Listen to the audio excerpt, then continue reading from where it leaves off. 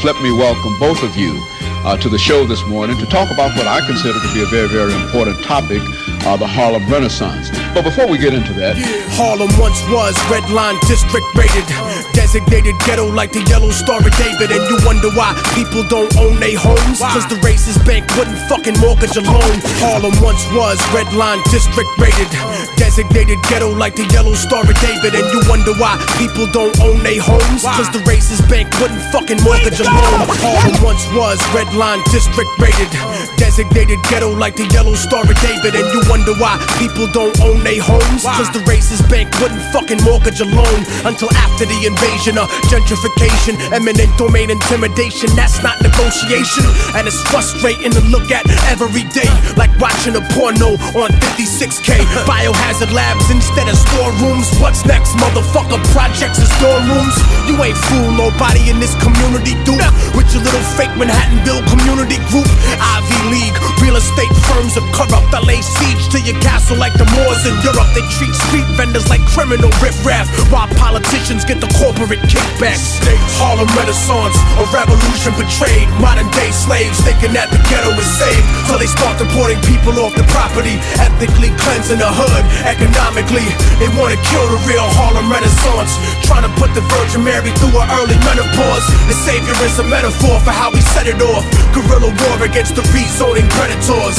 When I speak about Harlem, I speak to the world. The little Afghan boy and the Bosnian girl, the African of Sudan, the people of Kurdistan, the third world American, indigenous man, Palestinians, Washington Heights Dominicans, displaced New Orleans citizens, beachfront Brazilian favelas that you living in. The hood is prime real estate, they want back in again. I didn't write this to talk shit, I say it because some of y'all forgot what the Harlem Renaissance was. We had revolution, music, and artisans, but the movement was still fucked up like Parkinson's. Cause while we were giving birth to the culture we love, prejudice kept our own people out of the club. Only colored celebrities in the party, and left us a legacy of false superiority. W.E.B. Du Bois versus Marcus Garvey, and we ended up selling out to everybody.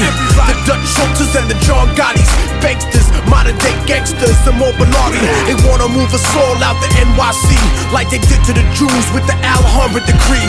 So support your own businesses and do the knowledge, cause the real Harlem Renaissance is economic.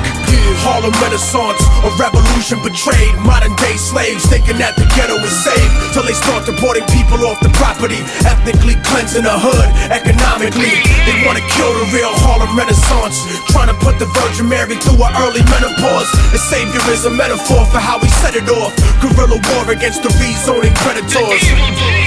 When they were saying it is the Renaissance of Harlem, they didn't mean that we had stake in that.